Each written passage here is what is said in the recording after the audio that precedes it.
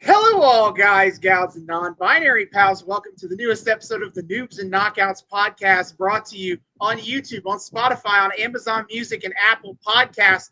I'm Austin. I'm a noob. I haven't watched any of RuPaul's Drag Race ever. What? Wait, fuck! I had a whole thing. I had my usual bit prepared, and then you went and changed up the formula I on me. sniped the bit. Fuck! No! I'm David, and I don't know what the shit is going on. And our void has changed shape once more, Austin. You know, the bell tolled at the chimes of midnight, and we came into a triangular void. So the third tip of our triangle, say hello to our kind viewers, please. Hello, everyone. It's Elizabeth, and after almost 2 years, I'm finally back. Five time. This is my 5th time on the podcast. I asked for a 5-timers jacket a la SNL, and David didn't know what I was talking about. Yeah. So clearly that didn't brand. I've got a tiara around here somewhere. I might throw that on. But Queen Elizabeth, Austin.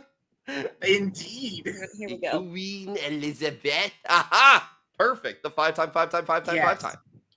I also considered that maybe a championship belt could be fun, but you wouldn't see it on camera. So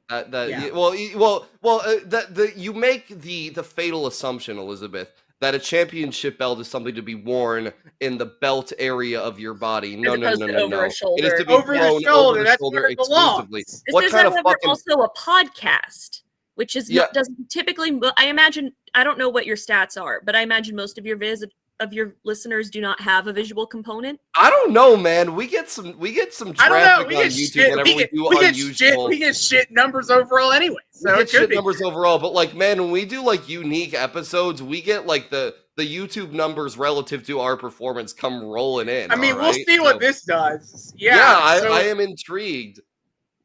Tonight, watch our show. Tonight, for reasons that can only barely be explained, we're not watching wrestling. And again, I don't know anything about wrestling. We will be watching some wrestling. Well, see, what I figure is we are here to answer the age-old philosophical question. Austin, one you and I have had many discussions about both on and off air, which is why the fuck do I want wrestling on my wrestling show? Wrestling? That's true. What kind of nerd shit is that? We just watched the WCW episode that was all about just airing petty grievances in public. Fuck the wrestling. God forbid we watch more than 3 minutes at a time of actual in-ring work. No, we have to listen to fucking Eric Bischoff bloviate more and have to watch Hulk Hogan just take Aaron Sorkin walk and talks through the back room. Why the fuck do we want wrestling on this show? So in the vein of our heroes, the late stage WCW, 2010s WWE, we ain't gonna have fuck all wrestling on this wrestling show, baby, and that's courtesy of our guest star. So thank you, Elizabeth. Thank you for allowing us to emulate our heroes. No, of course. I basically had to bully these two into being like, guys, we have to talk about this. We have to talk about this. And Austin was on board, and David was like, why? And so I made. Wait! What the fuck? I would not have these conversations. What the shit are you talking about? No, this is one of those many times we're all in a group chat together, and this was one of the times we ganged up on David because he's like the only person in the group chat that doesn't watch Dropout on a regular basis. You bully me about watching Dropout shit, but it wasn't for the podcast. Don't throw me under the bus to my loyal viewers and listeners. What? Jesus goddamn Christ, and we're off to the races. Not even, I need a time check. I don't think we've been in here 5 minutes and we're already going. God damn, all right. Yeah. I was gotta come prepared. Yes, Elizabeth wanted to do this because we both watch a ton of content from Dropout TV, the former College Humor. And guess what? They have a streaming service, and they have a bunch of really cool shows on there. And two of them have wrestling conversation in it. So that's what we're going to watch. At least for like one episode. For one episode, yes. Yes. Well, one was like 1/3 of an episode, and then one was like 1/4 of an episode. It was just funny that it came up. Like, wrestling has never been like at the center of attention. There may have been an all wrestling Actually, but I don't watch a ton of Actually. Yes, there are. During the Zoom era of Actually, there was an all wrestling. And like, episode. man, may I just say that was a stupid hard game of Actually. Okay, like, not to brag, I absolutely would have won. Okay. Well, fuck. Actually is really hard for me to watch because I'm not a huge reality TV person, but my favorite things are I am smarter than all of you. Let me demonstrate it. So you got your Jeopardies, your Name That Tunes. Actually makes me upset as people argue, and I'm like, no, there is a right answer here, guys. There's no ifs, ands, or buts. It depends on the version. Some of the versions are canon, and some of them are not. It's yes. So what I'm hearing is Elizabeth is saying actually to the actually players. We're not doing actually discourse because we're not watching actually. We're not no, these are two of their newer shows that came out just this spring. Yeah, they've been on a fucking content blitz in terms of. No, they've launched a ton of new stuff, and honestly, I love it. Yeah. So what we're gonna watch tonight is an episode of Smartypants and an episode of Thousandaires. Now, Smartypants is basically what if Drunk PowerPoint was sober? Oh man, you're already losing me with that pitch. Oh. However, it's comedians. This includes like past college humor talent, like your Jess Rosses, Grant O'Briens, Mike Trapps. If you watched College Humor in high school like we did, you might recognize those names. But it's also outside people, like Paul F. Tompkins comes in and gives a presentation. He was just on Make Some Noise this week. Great episode. Dude, fucking Paul F. He just Tompkins. won Make Some Noise this week. Spoilers for this week's episode of Make Some Noise. Sorry. Wow. Paul F. Tompkins seems to enjoy just like making the rounds on like random like indie shit. Like he just kind of he's just always happy to be there. It seems. Real talk though, you want to know what his best role is? I mean, if you're probably not going to say Mr. Peanut Butter and BoJack Horseman, which is the correct answer. That's the only thing I know him from. I'm so interested for me, to that's hear what your automatically by default. His best role is in season 15 of Criminal Minds. I fucking knew you were gonna say. And in several episodes of season 17, aka Criminal Minds Evolution season 2. He plays Emily's former neighbor Brian, and Brian is the worst. He's a conspiracy theorist. He gets involved in a kidnapping plot with Ace from Nancy Drew, Austin, because I texted you that he was in an episode. And he's just like the worst neighbor ever. But he also he misses his ex-wife, who is apparently a lot like Aisha Tyler. So Aisha Tyler's character has to come in and like tell him to get out to make him feel better and leave. So yeah. Outstanding. What the shit were we talking about? We were talking about people on Smartypants. Ah, yes, of course. Yes. So we have that, and we also have an episode of Thousandaires, a brand new show where the entire gimmick is everybody is a group. You get a group of people, 4 people, and each of them are given $1,000 to come up with a fun thing for all of their friends to enjoy. And then at the end, they decide who was the most fun. That's that. Oh, so like the 4 weddings, the 4 weddings shtick, except it's not dissimilar weddings. to 4 weddings, honestly. Man, I remember like watching that show. That was a wild fucking show. Like, imagine like having a wedding and like. I assume not, because I just kind of assume all of the shows of that era of TLC are like dead. But I guess I wouldn't be surprised. Let's look. 4 Weddings is a British reality TV series. I'm sorry, it has become popular. It was originally a British show, according to Wikipedia.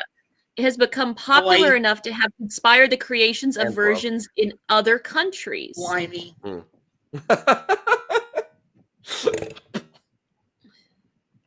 Okay, United States, 4 Weddings on TLC. It looks like it is still going, but they also have it in Australia, Canada, Czech Republic, Finland, France, Germany, Italy, Poland, Romania, Russia, Spain, and the Ukraine. Of course, this is one of those fucking everywhere shows. Like the man, I have to say, I don't know which premise sounds more intimidating for weddings or Thousandaires, because it's either you're bringing people to like your wedding, this like special day of your life, and having them like rate you, or you're like taking them to like a special thing that you can now afford with this money, and then having them rate you. Like, fuck, I don't know which They would be don't get rated more by each emotional. other in Thousandaires. No, the deciding factor is the host, who is typically is friends with the other 4 contestants. So it very quickly turns into, how can I make sure me and my friends all have fun together doing something? Okay, well, I like that. I prefer that. The end goal of that premise sounds much less emotionally devastating if you don't perform well, then. Yeah. No, it's stuff like, hi, I'm Erica Ishii, and these are my friends that I like playing tabletop RPGs with, and they've all made fun stuff for me. Oh, that's cute. That's cute. Ishii. Anyway. They are, God we damn. are not worthy. There's an Ishii in wrestling that I enjoy. Yeah, so I knew hear what that you name were. and I knew what you were doing. I go, Nani? Anyway. So. Yeah, so we, This is between one the two of you. I got episode- nothing to say until you give me one episode of each of those shows has a wrestling related segment in it. I guess we just realized that actually also has a wrestling episode that I forgot about. I guess we could have also included that, but I forgot, so we're not. Also, like, I've watched it. I don't know if Elizabeth would get anything out of it, and I'm not sure I would get anything out of it either. Like, we would just be I sitting would there get while, something out of it of getting to know that I am the smartest and best boy at wrestling. So that's what I get out of it. No, Austin, that is validating. exactly why I watch Name That Tune with my parents, is so that I can get the modern pop songs and kind of low-key rub it in their faces.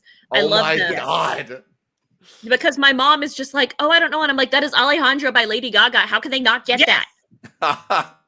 That is very Dummies. fun to outsmart the parents at the at-home TV game. It is. The game shows. I actually, Austin, this morning I was watching an episode of Survival Series, which, Elizabeth, for your context, is a trivia show on like a wrestling. Oh, the AEW main event one. The AEW main event, and as those motherfuckers, I could have probably cleared it. Oh, I see. I would have lost the plot after Full Gear 21, but as all those motherfuckers were sitting there like losing their minds over Wrestle Dream or what the main event of Wrestle Dream was for 5 minutes, I'm just sitting there going, Darby Christian, Darby Christian, Darby Christian, Darby Christian. What was the one they did? What was the one they did before this one? That they bunch of them fucked up on, like before this episode. Oh, probably. Or wait, before the AEW main events one. Yes. Oh shit! It's the one that Dan won. It was I want to say it was Money in the Bank related, wasn't it? I'm looking it up right now just to prove I'm right. I'm pretty sure it was MITB winners because name every money MITB participant. No, that's what I was thinking of. Hold on, I got to figure out which one. Name every King of the Ring.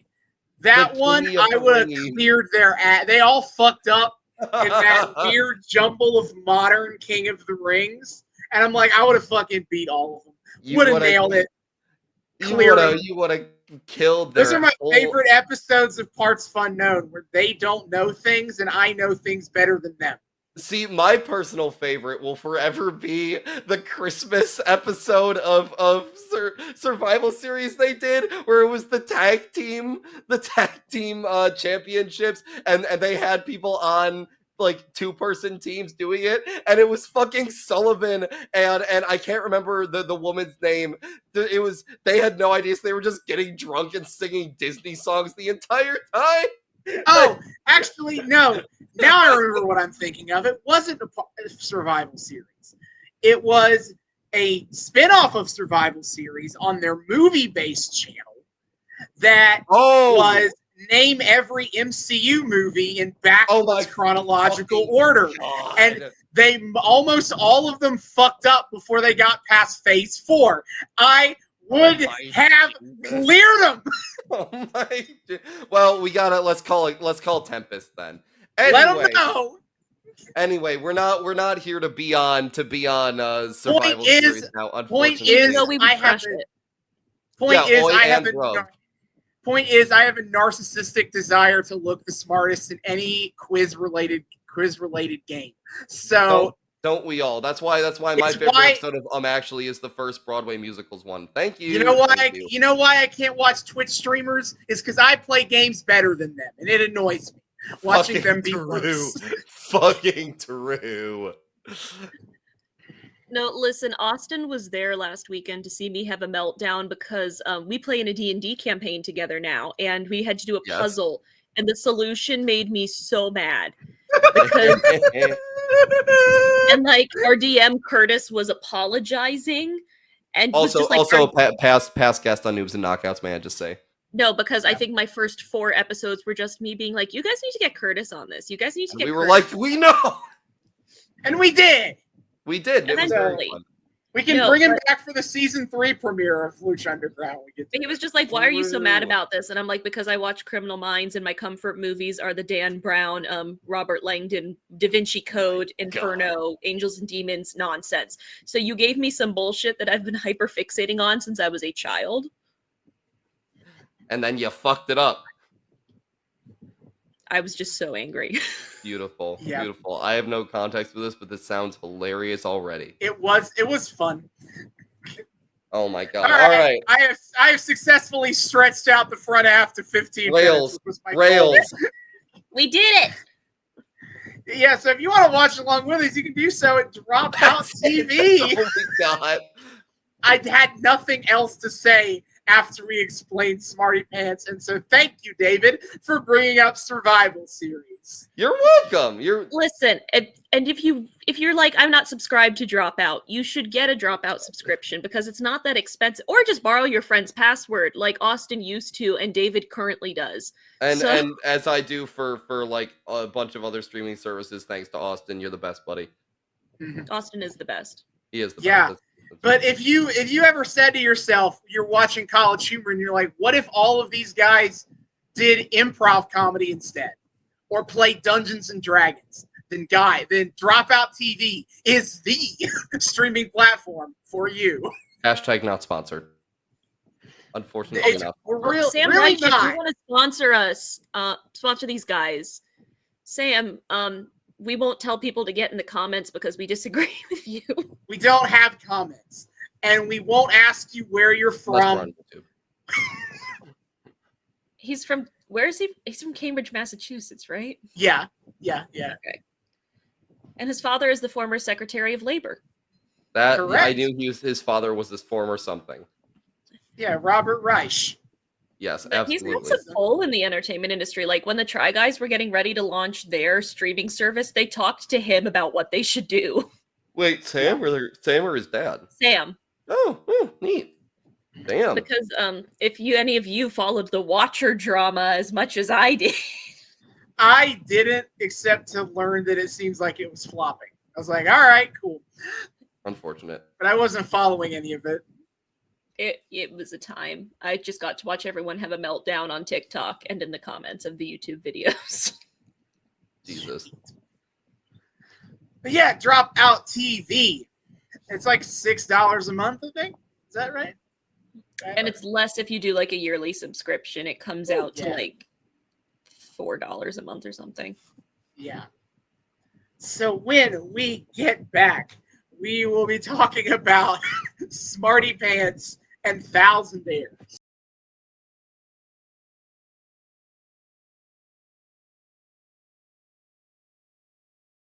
And we are back. And David, I have once again made a mistake, though for a different reason than Have I you- usually make mistakes on this podcast. Austin, after I asked it last week, I will ask once again. Austin, will you finally learn that you always reap what you sow? I will continue to reap and never learn what happens when I sow, because I don't know. I don't feel equipped. Where is TNA? Where is Mom. Wrestlicious? Where is Where is the Attitude XWF? Era? Oh no! I need back in. Where is Hulk Hogan's musical album? I need to be grounded back into a reality that I know how to talk about on a podcast. I don't know what they're bitching about. I can't make smarmy quips about the dumbest bit of ramblings from Vampiro or Jerry fucking Lawler. I'm stuck with earnestly funny content that is like outside of my wheelhouse, yes, and I don't know how to handle this. Mom, Elizabeth, we need your help.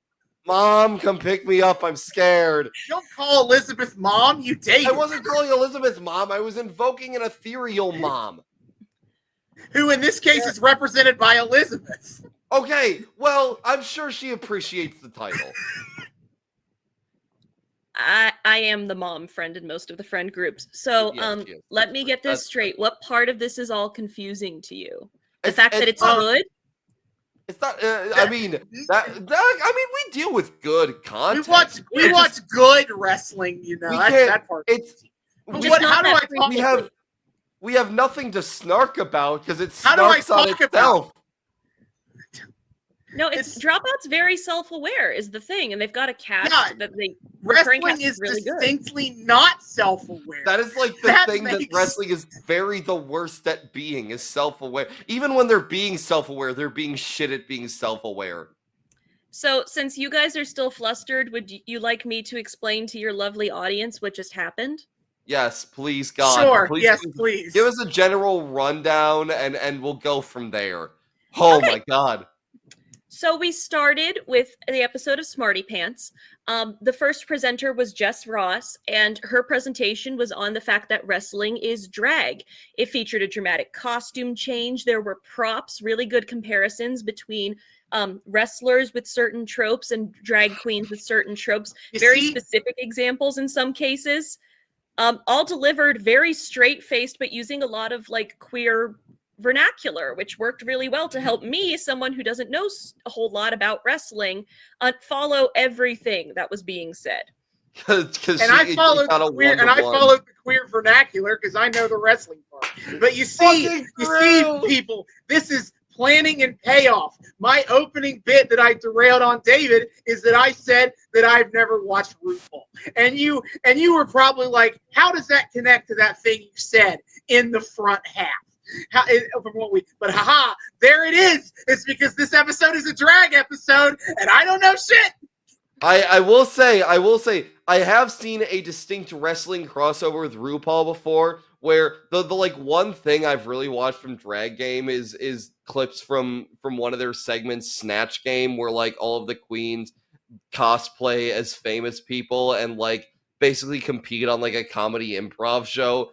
And there was one Snatch Game where one of the queens was China, and it was pretty fun. They did a pretty good job with it. No, and China came up in Jess's presentation. And China came up. Yes. So Jess, our presenter Jess justifies this comparison in talking about how both wrestling and drag are all about gender performance, which as soon as I was like, oh, God damn it, oh boy, time to pull on my We Live in a Society pants. I read there's the wrestling RPG book has essays about wrestling in it. And one of the essays is about how much wrestling is performative masculinity. So it's like, I was ready for this part of the assignment. And nobody is more performatively masculine than the Hulkster dude. Brother. Oh, man. All right, so I'm fighting for the rights of every man, except the ones I wouldn't want to date my daughter, dude. That's which one's the star brother. Certain people, you know, unless they're tall and are rich basketball players, I don't think I wouldn't want them to date my daughter, dude. By the way, how was the sex tape? Man, okay. we really we'll come back to this more in depth. We'll come back to this more in depth. Okay. But following Jess's lovely presentation, we were welcomed to Jacob Wysocki discussing which cryptid would be the chillest to blaze with. going down through like Loch Ness Monster, Bigfoot, Chupacabra, a wide variety of different cryptids from around the world. So very well researched, very well thought out. I do have questions about the IRB approval for the research that was supposedly done. Oh my God. But only because I've been dealing with IRB stuff in the year and a half since I have been here. Help and then us. What does IRB stand for? That's an institutional review board. If you want to do research, you have to get, especially at like a college or university, you need to get approval from them. It makes sure that you're maintaining ethical standards, making sure that like no undue harm is being done to your participants, making sure they made sure that the dank was the weed was dank enough. It was dank. In the interest of full disclosure, nobody who's currently on this podcast does marijuana. Yeah, no. And to hear us talk about it, that becomes more and more evident the longer we speak. Jesus, I should of all the weeks for my roommate, for all the weekends for my roommate to be out of town. I do not eat, in the words of Bob Backlund, I do not eat the marijuana. Bob Backlund, a famous toker. But I will say Jacob Wysocki gave an excellent presentation, and his comedic timing was impeccable. And I may not have understood every word that was coming out of his mouth, but everybody else there seemed to, and they were having a great time. So good on you, Jacob. And then last, but certainly not least, we had Katie Maravich's A Case for Eggs, which seemed to be a combination of egg facts and just things you could do with eggs. And egg why She's very passionate about eggs. Yeah, and the sources on every ounce of this are "Dude, trust me," which is beautiful. Yeah, I think Katie knows what she's talking about. So I wrote down an exact quote. There's no sources. This is all from the heart. The subtitle, yeah. Which I'm pretty sure Alex Jones has the exact same tagline on his show. So you know. Yeah, so that was Smartypants. Do we want to talk about Thousandaires first, or do we want to do deep dives into the stuff we liked? Let's deep dive into Smartypants because Thousandaires is its own beast. Yeah, that is its own beast. The Smartypants was successful enough. Thousandaires was a fever dream. So you felt more comfortable with Smartypants' PowerPoint following? I do love PowerPoints. Yes. Love me a good PowerPoint night. I know more about PowerPoints than quasi bachelorette weekend activities. That's true. Oh, that is what a fantastically apt description of Thousandaires. Actually, that particular episode of Thousandaires. I think that particular episode is going to be Elizabeth's bachelorette party someday. Mark my words. If I ever get married and I have a bachelorette party, I would like to do a destination party. I would like to be one of those god-awful people that's like, we're going to Nashville for the weekend, and like, we're going to go to all these bars. Except here's the thing. In Nashville, we are 100% going to different museums and different historical sites. So we will be getting raging drunk in the evenings, but during the day, we're going to be learning. And I hope everyone's okay with that. So Austin and I are coming, right? Like we're can I be a bachelorette? Honorary bachelorette. Yeah. Can we be honorary bachelorettes for this one? Honestly, we can work this out. Wow!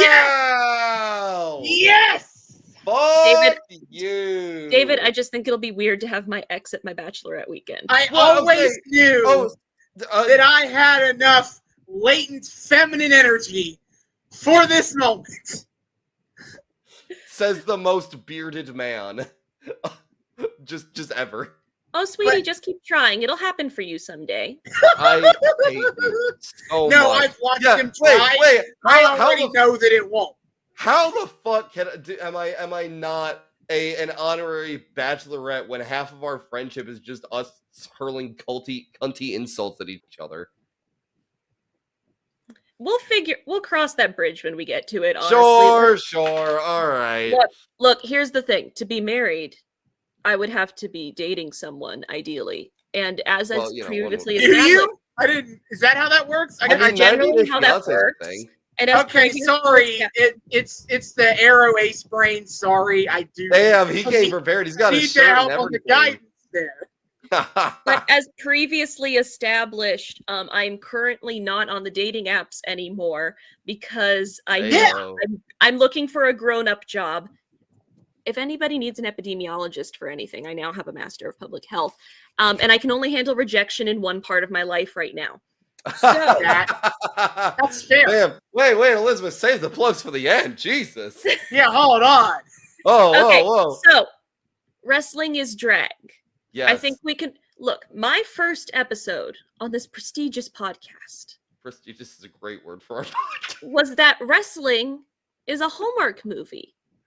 Oh my god. That's true. We talked about this. We recorded this episode in April of 2021. Unironically, yes. And ultimately, after watching The Beautiful Wedding Arc, I decided that wrestling is a Hallmark movie. And now Jess Ross is telling us wrestling is drag, and I believe her, gentlemen, as the wrestling experts on this podcast. 100%. Without a goddamn doubt. She makes an extremely good point. I gotta rely solely on, the veracity of the drag part of the argument. I'm having to rely on Jess being correct. I can't fact check any of that. But on paper, I see the argument. This sounds right.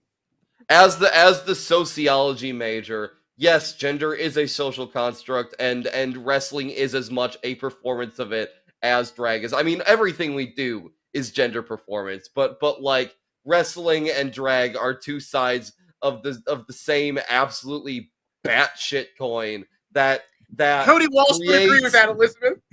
That creates, deconstructs, and absolutely like caters to every possible interpretation that anyone anywhere on the gender spectrum could possibly have. Your fucking cis dudes that want to steep in their traditional Western masculinity, they got that shit. And and all the way down to every person who says, what the fuck even is a gender and why do we need it? It's all there. It's all there. She makes a tremendous point off the bat. I can't deny the brilliant analysis applied in the conception of this PowerPoint. What I can deny, however, is our dear presenters, our dear presenters, I got the word eventually, insistence that the pinnacle of this comparison between drag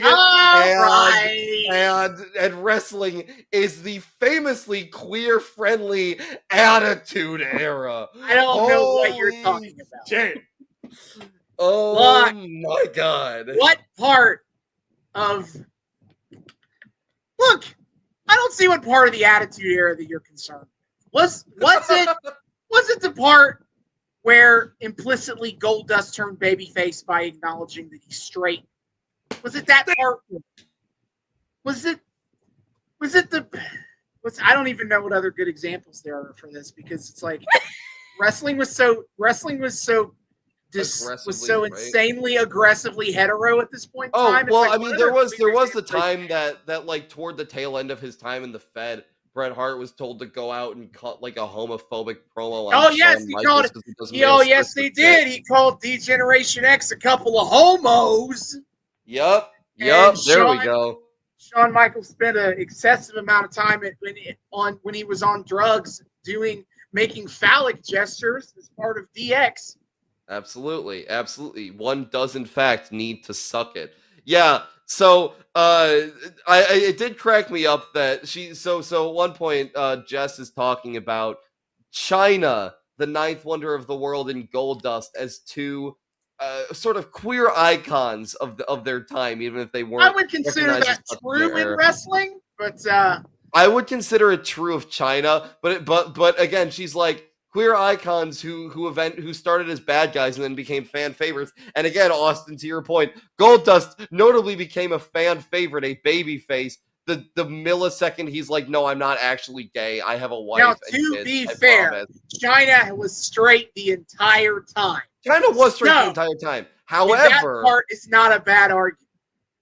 However, she was absolutely based that she was the like one example of intergender wrestling on mainstream wrestling television like ever. So there is that. On the babyface heel discussion, Elizabeth, Elizabeth, have you like watched Drag Race? Are you familiar I am with starting the to get show? into Drag Race. I, as previously stated, I'm not a huge reality TV person, and but it is a cultural touchstone. So I feel like I need to watch it, and also Nina West. We will always support her because she's from Columbus. And fair, yeah, absolutely, already into it. I saw her in Hairspray on tour. It was incredible. Oh yeah. So no, incredible. 10 out of 10 recommend. So I'm starting to get into it. There do seem to be storylines, or like, you know how reality TV edits where like, oh, these two are bitter rivals, or maybe they'll become friends, maybe. Like that sort of stereotypical stuff. Obviously, I cannot provide in-depth analysis on this, because if I were anything like our fabulous presenter we just watched, I could list specific queens and specific feuds right now. Right. Yes. However, from what I do know of what I've watched, that does seem to be a recurring theme of, just in the sense that reality TV likes to pit people against each other and have storylines, because otherwise you're just watching really pretty dress up and some of the most insane lip syncing in the entire world. Yeah. That is true. Well, because my question was, she talks a lot about the heel face dynamic, and that's something we would like.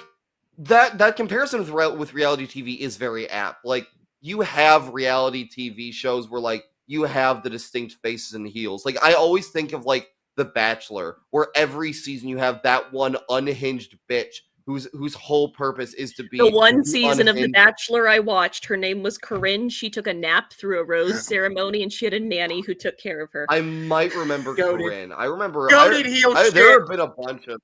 Yeah. That's like unironically. Who were like, you've never watched The Bachelor? You should watch The Bachelor. So I watched it with my roommates, but they didn't follow like any rules. There were almost no rose ceremonies because Nick was just such a terrible person. He and his fiance eventually broke up because he kept wanting to do reality TV, and she's a teacher and she just didn't want to deal with it anymore. She was like, do you really have to do Dancing with the Stars? Like, do we really have to do this? Like, bro's got to make a living somehow. No, but but my question is, like, when it comes to Drag Race, I'm wondering if a quote unquote heel has ever won the show, because that's the thing with wrestling is like, ultimately the scales will tip back to the babyface, but man, you have heels that have had that win big titles and hold on to those titles for a long time, and that is as much like a season finale as anything a babyface could do. Sometimes Boston Rob has to win. From what none of you got the Survivor reference on that one. That's fine. I did get the reference. I'm just thinking. I'm sorry, Austin. From what I know, that makes sense. That See, the thing is, we love to hate people in the queer community, and we also choose to stand problematic people. There is a reason Patti LuPone losing her shit and threatening an audience member over a cell phone continues to be a cultural touchstone for theater people. Turn that thing off!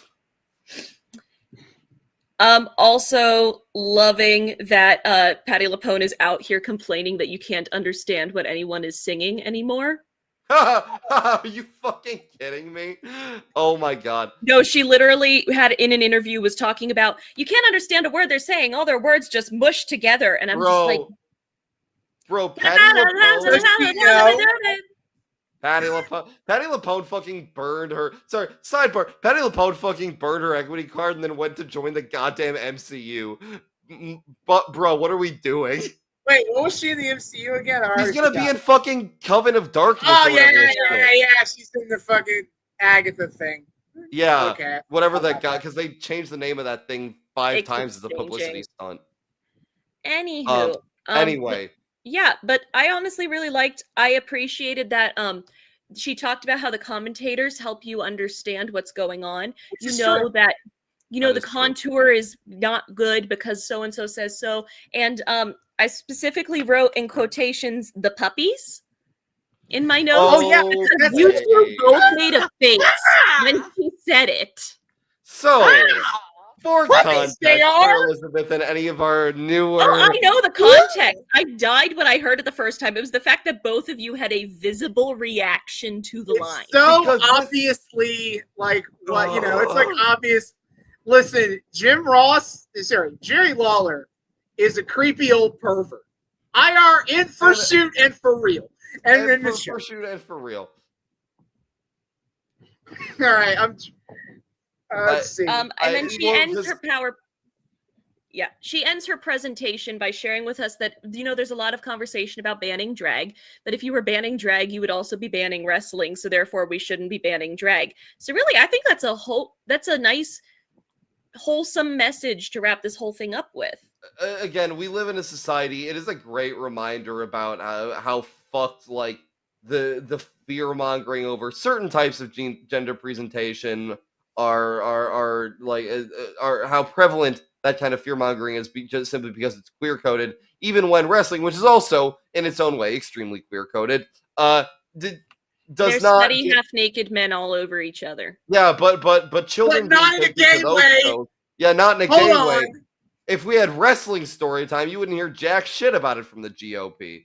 But yeah, so I did find it a bit unfortunate that her entire point of reference for the wrestling side was the goddamn Attitude Era. Her point of reference for wrestling is the eras when it was popular in the mainstream. She knows the old 80s guys and she knows the 90s guys. And I don't, I don't blame her. That's the reference that most people have for wrestling. It is just extremely funny to see like a queer woman who has clearly not been in the loop since she watched it as a kid and is now a giant like fan of queer media and everything be like, what's just like RuPaul's Drag Race, the Attitude Era, just as queer friendly. So what I'm hearing is you two would like to invite Jess onto this show to show her how wrestling has changed over the years. I will have an Effie's Big Gay Brunch loaded up, locked and ready. Oh my god, we could spend days showing her Big Gay Brunches, the entire Toni Storm Mariah May storyline, whatever that fucking lesbian storyline on TNA was, or no, on NXT was. The Golden Lovers. No, I'm not reliving Tyra. I'm not living Tyra, David. The entire saga of the Golden Lovers. So I disappointed though I may be that she did not talk about Pimpinella Escarlata, the wrestling drag queen. I do want to run something by you guys though. Is when we got to our discussion on the second PowerPoint, the cryptids, the presenter there spoke of Mother Gaia. Would that not be a great name for a drag queen wrestler? Would that not? Gaia that would be so implies so much cunt, so much power. Like we're there. Dresses in greens, blues, and earth tones. Wig is perfectly round. Somebody call. We need to get in touch with Brett Lauderdale at GCW and tell him we got a gimmick for Megan Bain. I know Megan Bain is super popular, but if you also consider that we give her the gimmick, Mother Gaia. I will say, speaking of names that can be adopted, Jess spoke early on in the PowerPoint of someone's $1 million booty, which I can only assume is the scrap name of Ted DiBiase's on-screen girlfriend from the 80s. No, the $1 million booty. $1 million booty is what Brutus Beefcake calls himself after he steals Ted DiBiase. That was RuPaul that she was talking about, like RuPaul herself. So my reference is a combination of the $1 Million Man Ted DiBiase and Brutus the Barber Beefcake, who was in the PowerPoint, but you didn't name him. Also wrestled in WCW as the Booty Man. The Booty Man. So there's layers. Oh yeah. I got so many layers on this cake. I am also a little sad that in her discussion. True. Again, so we should have had RuPaul on WWF in the 80s. Fucking the $1 Million Man. Thank you. Yes. Thank you. So yes. I am slightly disappointed. Speaking of the snatch David, game. Hold on, David. We don't need another black person in Ted DiBiase's crew. Actually, that's a great point. Never mind. You need to roll that back. I take it back. He We already don't had need the black Virgil manservant, and he Yeah. bought off Sweet Sapphire, who was black. Oh the yeah, gimmick there. I just learned that Sapphire had a bit where she turned on Randy or on Dusty. Ted, No, Ted DiBiase bought the services of an uncomfortable amount of black people in the WWF. So let's not get loophole in there. Oh, I was sad that when she was talking about the people who have played more than one character either in wrestling or in drag, you know, she talked about Mick Foley as Mankind, Dude Love, and Cactus Jack. Of course, I'm disappointed that she didn't talk about the fucking Snatch Game segment where utter drag queen goat Bob the Drag Queen started Snatch Game as Uzo. I can't remember her last name. Uzo Aduba. Uzo Aduba. Okay, I was gonna say it right, but I wasn't sure. Yeah, started the Snatch Game as Uzo Aduba, and then like halfway through did a costume change into fucking Carol Channing, which, if anything, is comparable to Mick Foley playing all three of his characters in the same Royal Rumble. It's that. Thank you very much. Iconic shit right there. Bob the Drag Queen also played my favorite character in Dungeons and Drag Queens on Dimension 20, which was an incredible season. Everyone should watch it. That sounds about right. I would be interested in watching that one. I did, Austin, when she talked about, you know, I do appreciate the fact that she knows the exact weight of Ric Flair's robe, but also, please God, don't do drag queens the disservice of saying he serves like they do. Look, David, she's just doing what the entire wrestling community already does. Ignore the fact that he's a rapist. True. Yeah, she talks about how Ric Flair strips down to his undies and shows his body, yada, which don't say it. Don't say it. So many wrestling matches involve him showing his bare ass. Well, yeah, and so many IRL. And when he gets to the flight attendants, he'll drop the other half of his shorts. Yeah. Don't ask the flight attendants about Ric Flair's body, yada. All right, fuck. All right, valid, fair. Also, please God, not. And then she made it worse by immediately jumping to talking about Ultimate Warrior, Jim queering Society, it's okay. Ultimate Warrior Hellwig. It's okay. Ultimate Warrior is looking up from hell and is extremely disappointed to learn that he was compared to drag. That is in fact true. Nothing would make him madder. I hope Jim Hellwig's punishment down below is having to watch that clip on repeat for all of fucking eternity. But also Jess was completely correct. Wet ass hair in wrestling. We love wet hair.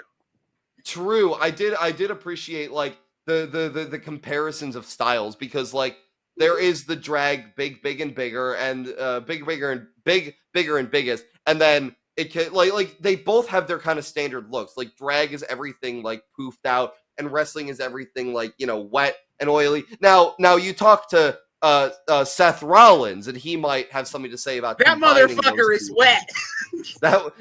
He's wet and biggest. Like, talk about both. On more positive notes, calling Mankind's drop from the top of the Hell in the Cell a death drop is fucking iconic. That was great. And then freewheeling over Marsha. Like they were talking. Yes, that was pretty sick. Stunts. Also, she did include a video clip of that of the Free Willy thing. That was pretty sick. No, she had gifts, which was really great, because then you could see Jake the Snake pulling a python out of his pants, and you could also see, I do not remember the queen's name because I am very tired, but that one lip sync where the wig came up and the rose petals fell out. Ooh. Yeah, it's iconic. I do have a question for you, Austin, on the who the fuck, because I've never seen this. Jake the Snake sicking Damien on someone. He had Damien wrapped around a motherfucker's neck. Who was that? From the I would have like Billy Graham, but there's no way. I would have to relook. You know, it could have been a jobber for all I know. It looked like the color of Billy Graham's gear, but that I don't think he would have been like around. Yeah. Doesn't matter. I do not know who that would have been, because I don't know that clip either. That was insane. Also, she in the comparison of Raja O'Hare to The Rock, of course, Raja O'Hare, queen that she is, has to. She comes out and she goes, "See that? Goosebumps." And also bringing up the absolute jabroniing of Billy Gunn is fucking iconic. I wish she didn't say the promo, but she had it on the clipboard. We will one day watch the full video, but I gotta say it here when he went, "Dear God, my name's Billy. I just won King of the Ring. There's only one problem. Everybody still thinks that I absolutely suck." Well, you see, Johnny, my name's Billy. It doesn't matter what your name is. Which I will say, she describes Stone Cold Steve Austin as cunty, which is fucked, but also truly bizarre. Also truly bizarre, and bizarrely true. But bizarrely true, and I will extend that to The Rock too. The Rock, prime 90s Rock, dropped so. He served so much cunt. This is easily the most we've said cunt on Noobs and Knockouts, by the way. I just want to say that. But The Rock with the fanny pack was serving, I think. Fanny pack Rock saying it doesn't matter what your name is and how's your lips. What is truly serving like the best queens we have ever known.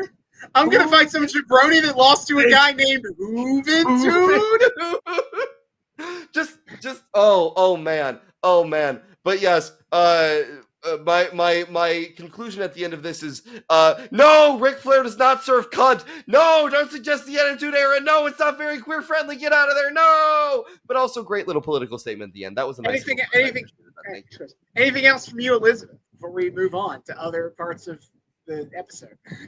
Honestly, I thought it was a perfect presentation. I loved the outfit reveal. She was wearing what seemed to be like a normal wrap dress, and then opened it to reveal a bright top and leggings, and a fan that was used to punctuate important points. Which honestly, everybody get a fan, because I have this one that I use this for D&D, and it's blue because my character is blue for every time somebody does something that's hot. So it's just. Whew. Oh my god. It's a lot of fun. I got the idea from the 7. It is a fantastic. Elizabeth's really been making use of it ever since she met the Black Viper. I cannot overstate how unsurprised I am that Elizabeth has turned D&D into a prop comedy activity. Listen, David, let me set the scene for you. Let me set the scene for you. I am at a dining room table. Curtis is straight ahead of me. Riley is to my left. Devin is to my right. This is the composition of a table, yes. A character whose vigilante name is Crimson. God damn it, not this! No! Swoops, takes, and throws himself in front of a 5th level blight spell to save my character. Yep. How else am I supposed to respond if not? See, it makes perfect sense. I mean, nothing is more sexually arousing than a person who swoops in upon the fall of dusk to do some hero work. Someone who shall we say wings in on the night. This is certainly not Elizabeth's specific. He's fantasy Nightwing, and I'm not going to deny that. And that's every character. I need you guys to understand. Elizabeth. David. You might say that this character is Robin, Elizabeth's heart. Oh, every fucking campaign, Elizabeth has a DNC that does some Robin of her heart. This fucking bitch cannot go a single. Every time Elizabeth starts a new campaign, this is completely unrelated. We're completely alienating our audience, which we love to do when Elizabeth's on. It's great, but I need you guys to understand. Every time Elizabeth starts a new goddamn D&D campaign, it's the exact same thing. Elizabeth comes into my DM saying, "Hey David, I just started a new campaign." No way. And you know what I'm not gonna do? you know what I'm not going to do during this campaign is fall in love with an NPC. And I go, Elizabeth, Elizabeth, Elizabeth. I find that a little hard to believe. And Elizabeth goes, no, it's fine. I'm staying perfectly celibate for this one. And then 2 weeks later, she's like, hey, David, I just met Fantasy Nightwing and I want to fuck his brains out. And I go, wow, really? Wow, you don't goddamn say. Holy shit. How does he do it? How does he know? 800 IQ. I would like to state for the record, there have been 2 campaigns in which I have not fallen for an NPC. Yet. In one, it is because one of my dear friends and I agreed to have a PC relationship after the first Hell session. yeah. Oh yeah. Hell so yeah. she fell for a Nightwing PC instead. I'm so sorry. I did not mean for Ismani to be so Bat-Fam coded when I built her. And yet, the unconscious bias came through anyway. Yeah. Second, in a Curse of Strahd campaign, I did not fall for any NPCs. That shouldn't have stopped you. Yeah. Everybody else had the hots for Lady Strahd, but Roxanne could only focus on the fact that Lady Strahd had killed her previous party. Lady Strahd is a Nightwing coded though, so therein lies your problem. That's all I'm saying. All right. We've talked enough about Elizabeth's D&D campaign. All I'm saying is I'm usually the one who's put in the fucking hot seat when it's the two of you on this show. So I'm glad I got a chance to get my licks in. Thank you. David, can you stay on top? Can we try to get back on topic here? Can we try to get back and stay on topic on this episode? Our entire podcast is off topic. Excuse you. I'm trying to keep it on topic. Oh yes, on topic. Sorry. Let me get back on topic of our wrestling podcast. Cryptids that you want to smoke weed with. Yeah. So this one was really well done. There was a line that I'm pretty sure was supposed to be throwaway, and obviously Dropout begins each episode of Smartypants with a saying, and also they made some comment like presenters cannot guarantee anything is accurate. Yes. So it's very jokey. We know this. However, he did mention at one point that Dropout had funded studies at the University of Stanford and the University of Amsterdam. Oh my god. I just want to know how they got IRB approval. Oh my god. Because here's the thing. I think a study on this would be really great. I think that everything can be studied should be studied. It's just that I just finished a Master of Public Health and my brain immediately went to how would we get an institutional review board to agree this? How does this not turn into the Tuskegee syphilis study again? How do we... Because that's where my brain goes now. Listen, the gains to be learned from how to have the perfect chill sesh are worth any cost. Elizabeth, let me just ask: does it help if we assume that all the cryptids are sentient, like they are fully aware and if they are fully sentient and able to provide informed consent, but then I have to question what the paperwork for that informed consent looks like. Like, are they signing? Is like do you want it? It's I don't know. It sounds like pretty simple paperwork to me. Do you want to smoke fat joints? How does the Loch Ness Monster sign the paperwork? No, that's the thing, because one of the points that kept getting brought up with aquatic cryptids was that they would get the joint wet. So therefore, how would they sign a piece of paper, David? Well, okay. Ink has water in it, yeah. So what if? Okay. What if they provided the I don't know the chemical powder base of ink on the paper? I got it. Nessie just smacked her fin onto it. That's no, I got it. Hospital. Guys, I got this. Okay. I sign a lot of documents. They just use DocuSign. Well, okay. Actually, that's actually that's a tremendous point. Nessie gets great reception down at the bottom of Loch Ness. 65% of the Earth is unexplored, and you'll be very surprised to learn how good Wi-Fi is deep in the ocean. And how prolific DocuSign is as a software. Truly. It's just So I did try to keep my notes on this For a brief moment, I tried to keep them somewhat wrestling related. So here's my wrestling related snark for this. Chiefing fat doinks, which is weed terminology apparently, but I immediately thought would be a hell of a username for a wrestling fan on Grindr. You know, they got Matt Bourne as their profile. No! Yeah, you know, yeah. I feel like this PowerPoint isn't as someone who doesn't smoke weed. I feel like this PowerPoint. Fat doinks is just what you see at a shitball indie show.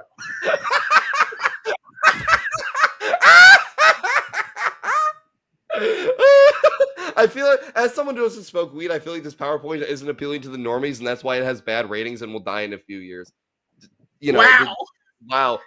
But Austin, this one's for you, Austin. Where the fuck is Drago on this cryptid list? I know he said that he doesn't consider dragons as cryptids. However, I feel like Drago, Elizabeth, for your that's one of the dragons from Game of Thrones, right? No, Drago. No, but it's close. That's Drogo.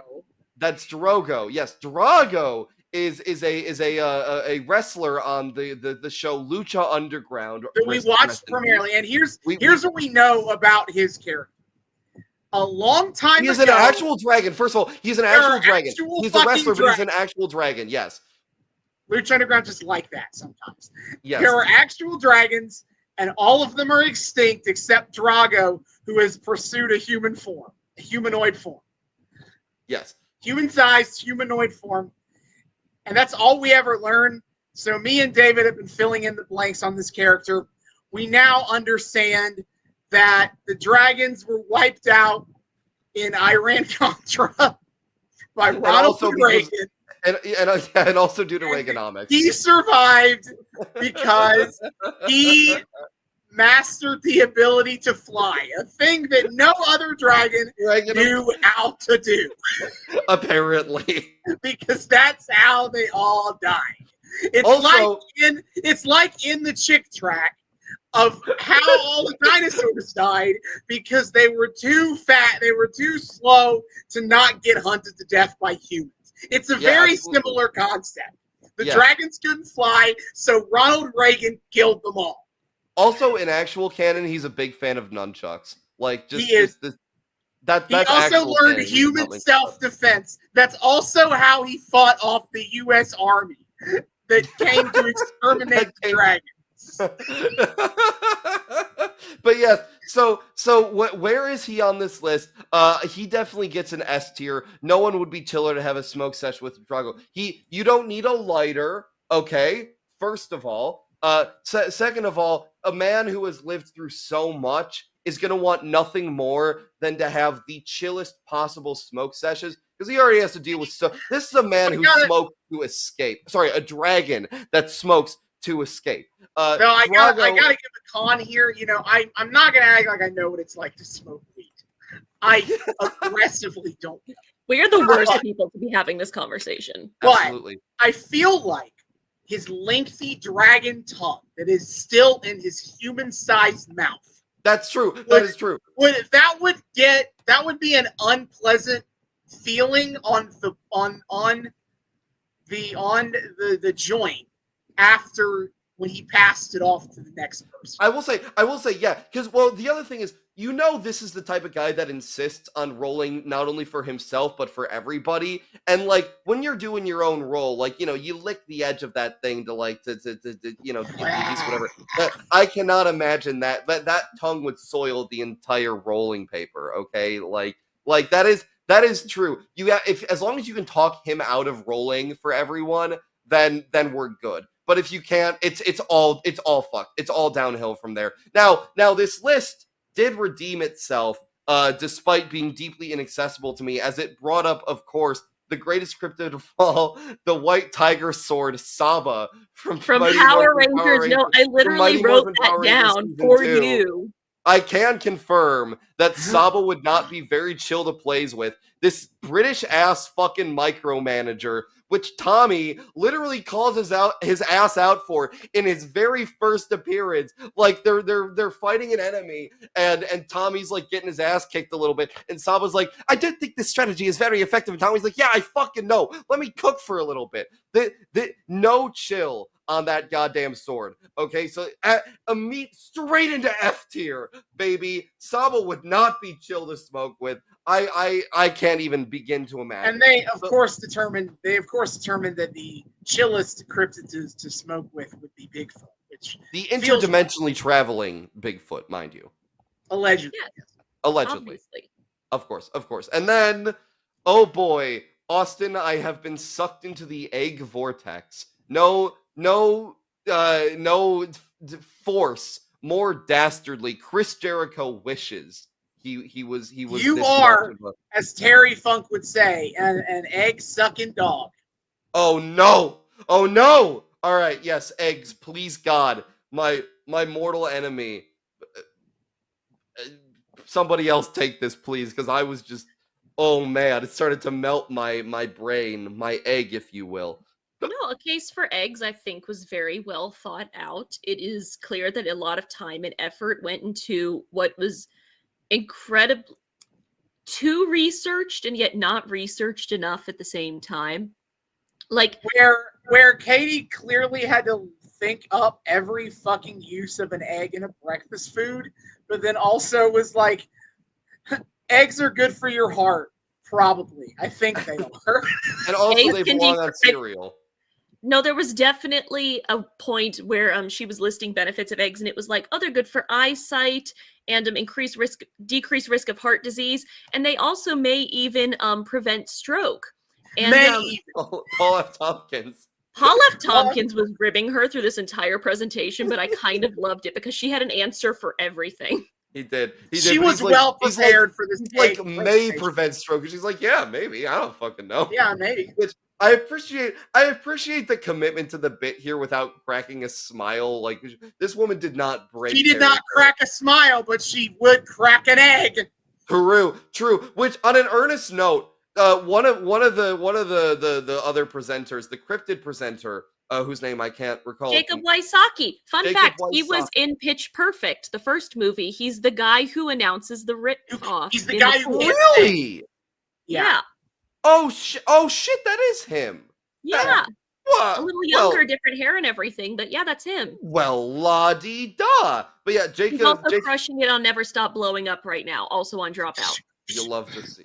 Hashtag not sponsored. Yes, Jacob Wysocki revealed that he had a friend that apparently, like, once texted his friend group, like, how many eggshells do you think you guys have eaten in your life? How in the hell does one go through life without knowing that you don't eat the shell? Like, how do you not, I don't know, as a baby? I don't know if it was necessarily not knowing that he shouldn't eat the shell, but more he is so bad at cracking eggs that he stopped caring. But how do you answer anything but zero? How do you answer? Because towards the end of the presentation, Katie asked everyone to say their favorite egg memory. Paul F. Tompkins clearly brought the best one where he brought up his father's urn that looked like an egg. Yes, that was clearly the best one. I was also a big fan of the blue egg salad because it was mentioned that when you make hard Easter eggs and they're hard boiled and then you use it to make something, but the eggs are colored, so everything is colored, so you're eating blue egg salad. That was really personal to me. It was? David, I love egg salad. And think about, my mother would not let us color eggs if we were not going to use it for everything. Okay, yeah, that's actually very on brand for your mother.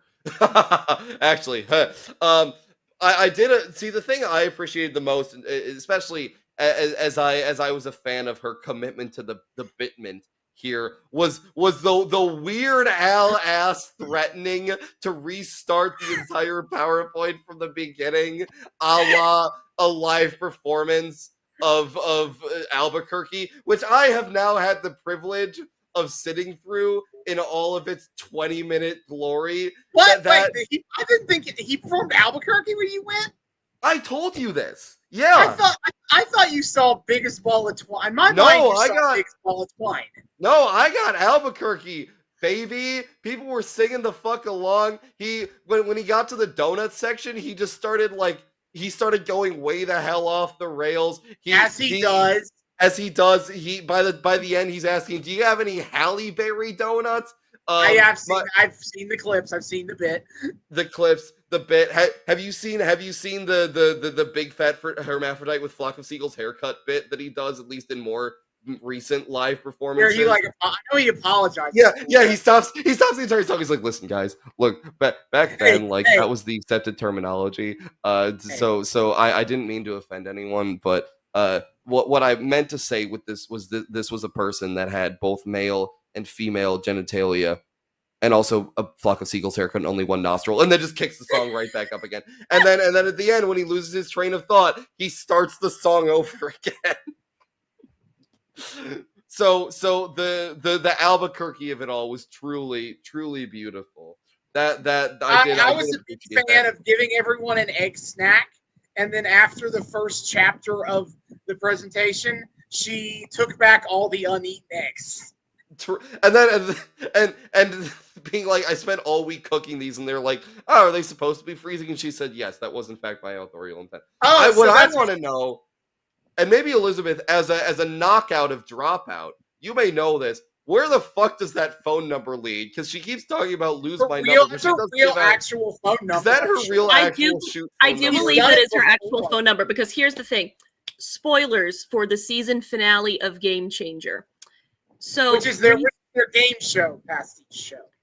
Yeah, it's like the game show rules change every episode. But so their season finale for season 6 was that they played the Ratfish, which was like the Circle, which I've never watched. But the winner got a billboard at the intersection of Hollywood Boulevard and some other street to do whatever they wanted on it. And Katie Maravich put an advertisement for herself, including a phone number that I think might be the same phone number that was in the presentation. So with the thing underneath, "Michael Cera, if you see this, call this number."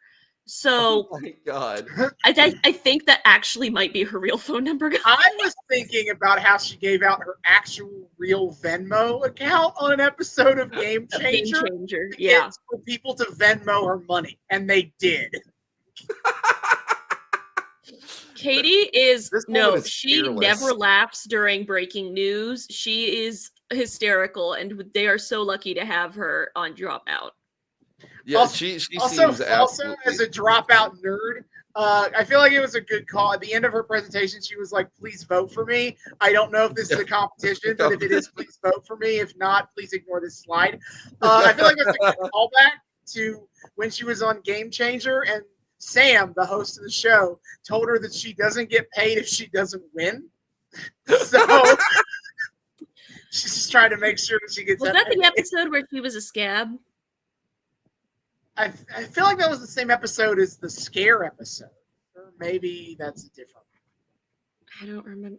No, because I know there's an episode where she says that, but I don't remember which Game Changer it was. Everyone should watch everything on Dropout. This is not sponsored unless Sam Reich wants to sponsor this. Unless Sam wants to sponsor this I would not complain. We have such a low asking price. We will not ask. Do you see what a steal our Patreon is? Okay, we will hook you the fuck up. Let me tell you. You guys, whenever I don't know how often you're on the Twitter account, but if you @Sam Reich, there is a decent chance that you will see it. Oh well, maybe when we drop this episode on the tweeter, we'll have to give a shout out at Sam Reich. Please sponsor our podcast, please. No, he might take that seriously, and I don't want to do that. I want to do that. Give us money, please. And also, be like, "Hey, Jess Ross, we want to have you on the podcast. Hey, Sam Reich, we really love your show." No, this is scary. Don't worry, Austin. As the resident extrovert, I got you. Okay, I will get us all our brand hookups. All right, please. The plugs are about to get a whole lot pluggier, baby. I don't need this podcast turning into that. But Austin, just imagine us getting to have the distinction in our lives of getting of calling ourselves full-time podcasters. Imagine No. the prestige, the respect that would bring to us as humans if someone asked us what our job was and we said unironically, without a hint, without a whiff of sarcasm, that yes indeed we are full-time podcast. No, we're not. We are not funny enough to be near Dropout. I don't want to draw attention. Look, Stay in our lane. Stay in our lane. I got you. Derailed, loud and clear. See it, and I will delete it. I will delete your tweet. If you try to tweet it, then that's it. So we are changing the password and blocking Austin from the Twitter. Okay, not if I change the password and block you. What I wanted. I am so sorry. No, Elizabeth has started civil war. Oh no, the can they coexist has finally begun. The storyline. Oh no. All right, gentlemen, with that in mind, anything else you guys want to say about this Smartypants episode, or are we ready to move on to Thousandaires? Delightful. Let's go to the Thousandaires. That is Thousandaires that I have barely any notes for. Okay, so in the interest of full disclosure, prior to the filming here this evening, everyone had watched the Smartypants episode, or at least part of it. However, going into tonight, I was the only one who had watched the Thousandaires episode. So the fact that it was being watched as part of this was based purely off of my recommendation, and the fact that as I was sitting there watching it, I messaged both of these guys and was like, guys, you have to watch the Thousandaires from this week. Yeah, I remember you sending me that message, and I was like, yeah, maybe, and then I didn't. So and here we are now. Back around to it anyway. My influence is growing. Yeah, God. Oh no. Oh God. Soon I feel like every time Elizabeth comes on, we make a joke about her taking over the podcast, and every time it becomes a little more true. It's closer to reality. Every time, truly. Listen, I'm an oldest daughter. I have to take charge of every situation ever. No. Oh God. Oh no. The Elizabeth vortex the whole time. Anyway. And I'm a naturally born follower, so I'm mostly okay with this. But and I'm stuck in the middle with me. And me. I don't know.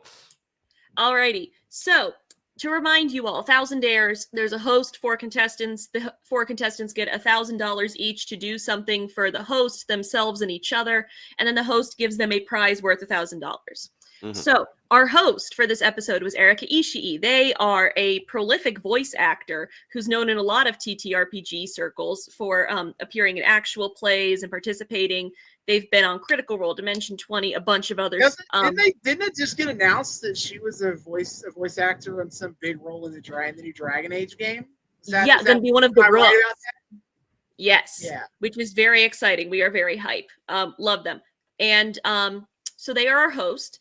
And then our contestants are Persephone Valentine, Danielle Radford, Amy Vorpal, and Becca Scott. If you watch Dimension 20, you will recognize all of these names because they have all been on a Dimension 20 season with Erika, coincidentally. So, very talented bunch of ladies, super awesome, love them.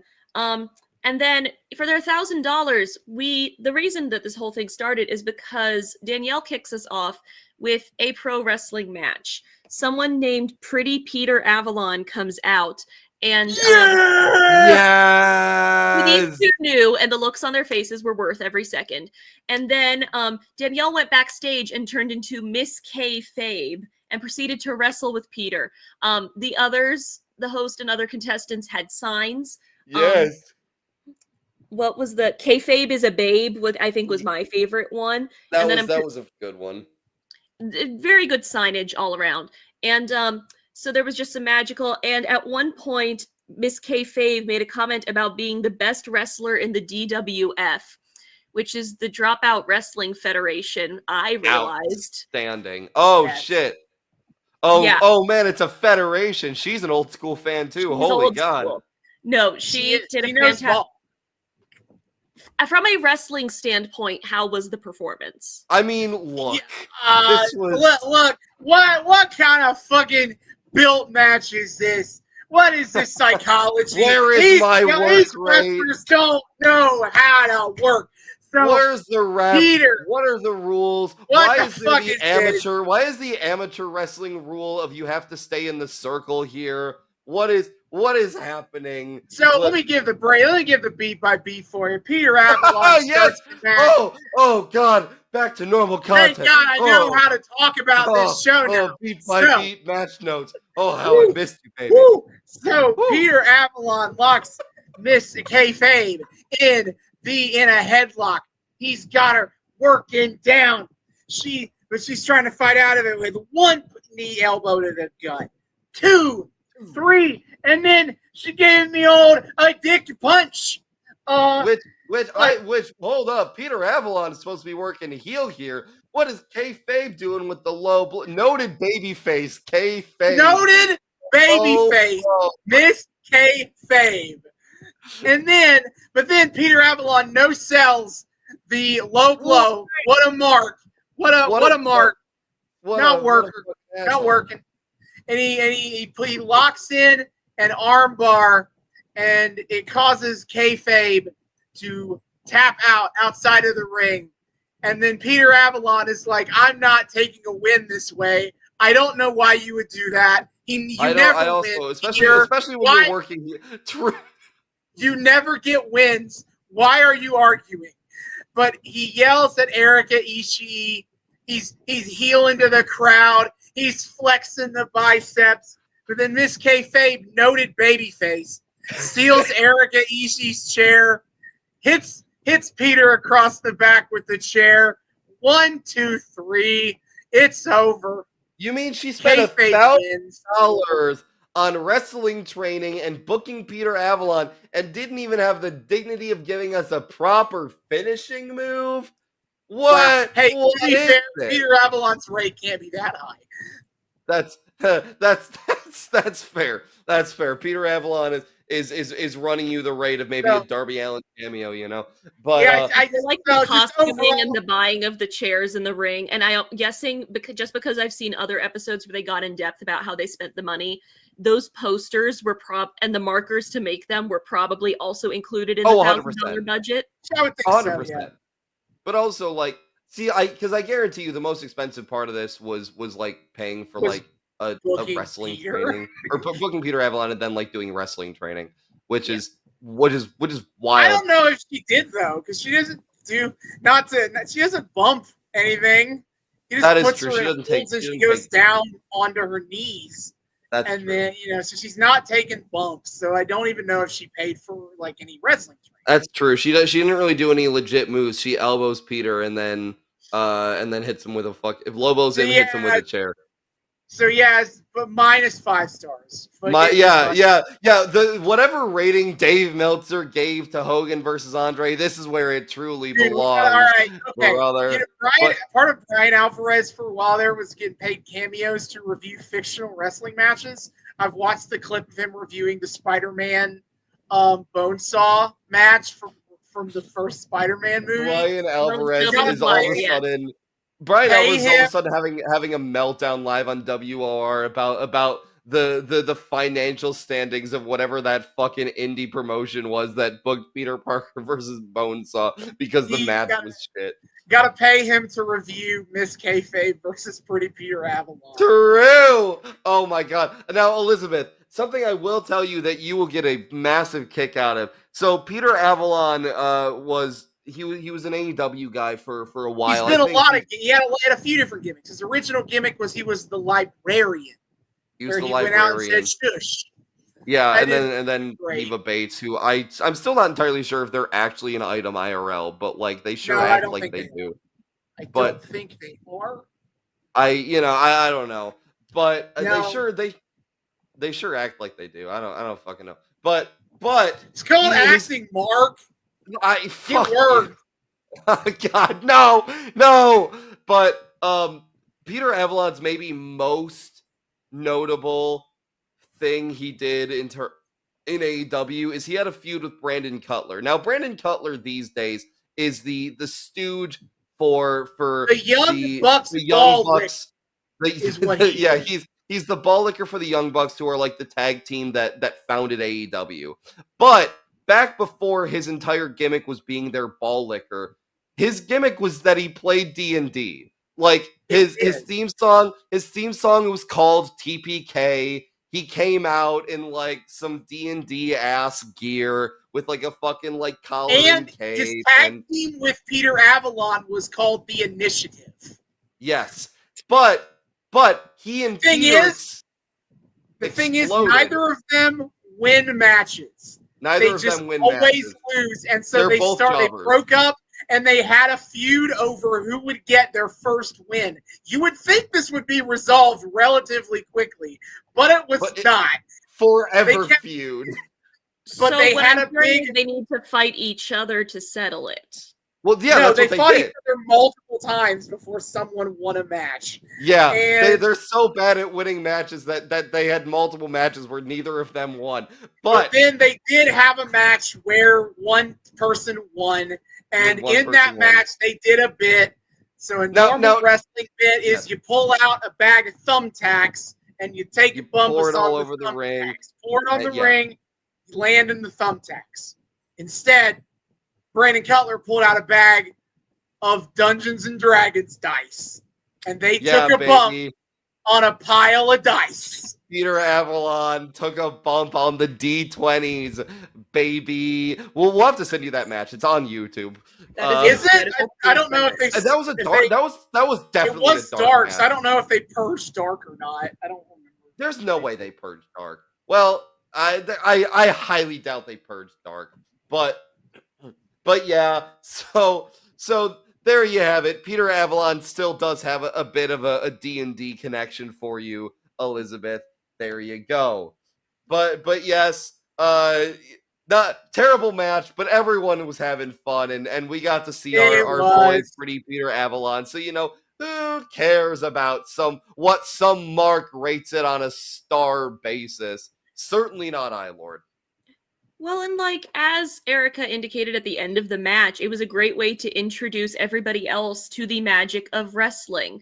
Absolutely. So, as someone like myself who does not know a lot about wrestling, it was just fun to see something that I know my friends are super obsessed with represented in media that I am obsessed with by people that I am obsessed with. Mm-hmm. So, all in all, 10 out of 10 for me. Who cares if the wrestling wasn't that great? And that kind of seems like and I knew Danielle Radford was a big wrestling fan because I first saw her back when Showbuzz TV was a thing. RIP Showbuzz TV. She was part of the weekly Monday Night Raw reviews on Showbuzz that I was watching. Shit. Back in the day, I was watching Showbuzz of Raw, SmackDown, and NXT.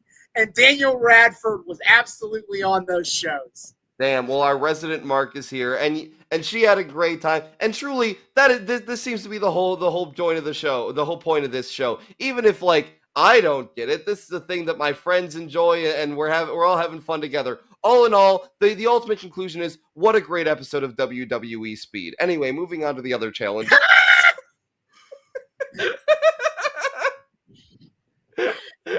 Anyway, the other contestant, our next contestant is Persephone Valentine, Queen, and she got someone to come in and help them make custom perfumes based off of their Dimension 20 characters. And this was the point where literally my note was, oh my Jesus, no wonder Elizabeth wanted to do this episode. Hey, listen. Gender is a social construct. And guys, if you want to wear for a second I thought you said gender, and I'm like, yes, Jinder Mahal, famous social construct. Jinder Mahal is absolutely a social construct in my world. But so I don't have to think about it. Gender is a social construct. And guys, if you want to wear perfume, that's all right. Absolutely. But oh my God, I am very much a guy who does not wear perfume. So this whole segment, I'm just like, What? I don't know I can't follow what's happening anymore. I'm sorry. See, I particularly loved this segment because I have not made perfume for D&D characters, but I have made several candles based off of D&D characters, where you go to one of those like custom candle places and you make a scented candle based off of your character. And I have made a huge array of vastly different candles from each other with this simple premise. And it is a lot of fun. And Austin, at some point, you were going to be drafted into doing it because of our Waterdeep Dragon Heist campaign. Mhm. And it's just a magic. Austin looks very scared all of a sudden. He's like, what? Wait, hold on. What am I doing? Tengo preguntas. We're probably going to be making candles. So it's a lot of fun. And I would love to have a perfume based off of some of my characters. I think I think Dara would smell really good. Sophia would smell really good. Like, I think I could make something really fun for them. And I also, in recent months, have become more of a fragrance girly. I mostly wear White Tea by Elizabeth Arden, but I also like Pure Wonder from Bath & Body Works, and I have a lotion for that one too, and it's like my go-to when I have work. And then I've also been really into Sol de Janeiro number 62 lately. So anybody who knows your fragrances, you two are looking at me with the blankest stares. Again, Yeah, tengo preguntas. I'm just letting you take the wheel here. I Yeah, got nothing to add to any Jesus of takes this. the wheel, except Jesus is Elizabeth. No, and then they brought Okay. someone out to judge which God. fragrance was the sexiest, and the winner was Miss Effink Murder Death from Escape from the Blood Keep, which is an incredible short campaign. It Incredible really is. cast. If you like Lord of the Rings, you should absolutely watch Escape from the Blood Keep. I feel like the entire pitch of D&D is if you like Lord of the Rings. No, but like. It is Escape what from if the Blood the Keep. bad guys from Lord of the Rings had to fit? What did the like keep? What What did are the they bad- do after Sauron died? Yeah, after Sauron died, what do the bad guys in Lord of the Rings do? Yeah. But it's It's a incredible. workplace comedy. No, you've got Oh Amy my Vorpal, God. Erika Ishii, Mike Trapp, Ife Nwadiwe, Matthew Mercer was in that Matt Mercer. season. Oh, hey. And Rekha Shankar. Brennan was DMing. Am I missing somebody? Rekha. Oh, Rekha Shankar as Maggie, Rekha and that was her Shankar, yeah. first time playing D&D. So incredible for imagine sitting next to Matt Mercer playing D&D for the first time. God. Well, Brendan Lee Mulligan is your DM, and Ife Nwadiwe is across the table from you. Like it incredible season. So after that, it was time for Amy's gift to everyone else, and she had custom piñatas made of everybody's faces and filled them with their favorite candies, so they got to beat up their own faces and eat their favorite candy. The title of this episode of Thousandaires was Beat Out My Inner Demons, and that is why it is called that, is because Persephone Valentine makes a joke about, oh, now I can beat out my inner demons as they start this. And it is really fun and destructive, and this was also the point when I was first watching the episode that my mother walked into the room and asked me what I was watching. It's always at the best times, isn't it? No, I she mean, was just like walking was a through better- to grab I some. think there I'm was in a the better living time room. in this episode. I think there was a better time in this episode when She Stacey stuck around to could've- watch yeah. that part. She had no clue. Oh no! Oh no! Poor, no! No, but Oh. this part was really fun. Sound bites of the people saying stuff played while they were hitting. It was just a grand old time. And then they shared the candy with each other. So very wholesome, very pure. yeah. It was at this point that I believe I said to you, Austin and David, no, this episode explains a lot about me as a person. And Yes. because I would absolutely find it hilarious if someone made a custom piñata of my face and then let me beat it up and it was filled with my favorite candy. No, That I'd would be be down. very fun. I would also be super down with that. I am also down. What I was impressed with was that these custom piñatas were not like terribly detailed in their face recreations, and yet they all felt completely like on point. I was very impressed with the simple effectiveness of this custom piñata work, an art form that I've truly underappreciated until this moment, but it deserves its due. Well, and as Amy said, support small businesses. It was a small True. business that made this. So, props to them for having their special thing that they are good at and doing it well. And then came to the part of the episode where these two's brains just completely shut down and they had no clue what was happening. Just as we have never smoked weed, I have also never been to a strip club. And Look. To be fair, I've never been to a strip club either, but I have taken a pole dancing class. Oh, well, there we go. So, like, fun thing about me, I know I got this Ace Pride flag behind me. Yes. And I'm wearing an Ace Pride shirt right now. Indeed. Acing all over the place. Look, some part of me hates that I'm so stereotypical. But that I am indeed very stereotypical. And this is all leading to say that I get at least somewhat uncomfortable with a certain degree of nudity. I get uncomfortable. Oh, this poor man. Having to look at it. And it's like, I reckon it's a me problem. I don't try to impose that on anybody else. Well, yeah. Which is a good primer for how I was feeling at the payoff to this bit. And truly, Austin's greatest nightmare, because as we kick off, our two special guests, shall we say, could not have been more clothed. They look like us, because it's supposed to be a medieval tavern. Is how because Scott is like, we're all into role playing, we're all into like fantasy. So I wanted to take us to a medieval tavern, and it opens, and it's when first watching, there doesn't seem to be a bar or anything like you would expect fantasy patrons, but you know, there's some chairs and there's two people in suits of armor and chainmail and stuff, and you're like, okay, cool.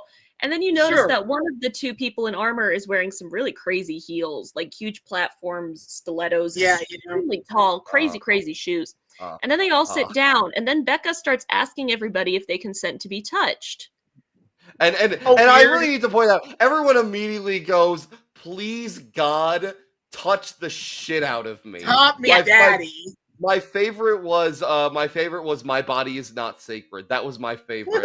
No, David, I really think you need to watch The Seven to get a healthy dose of Persephone Valentine. She is a treasure.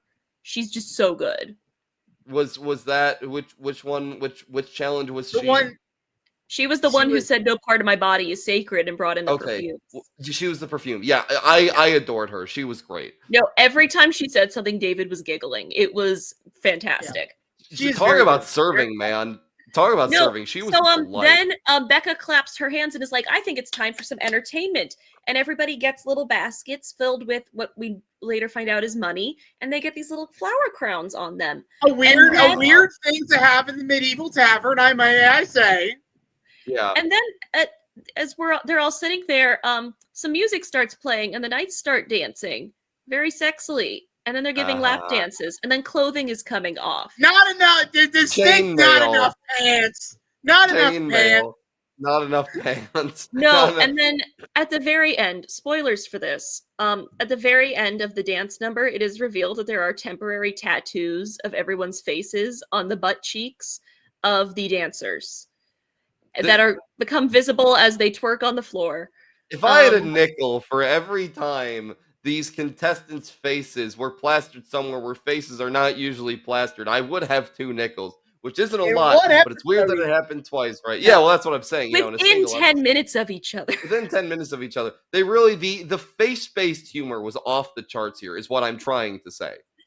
No, and honestly, the dancers were very, very impressive. We later found out that one of them has done stripping with Becca before, and that she is also friends with Persephone Valentine.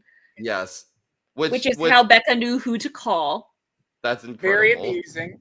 Incredible stuff there. But no, ultimately, Becca won, which, as you two, I think we can all agree that it was the obvious choice. Oh, obviously. I mean, of course. On an objective level, I understand that to be correct. It would not have been Austin's choice. It would not Austin, have been. if you had been the host, which one would you have gone with?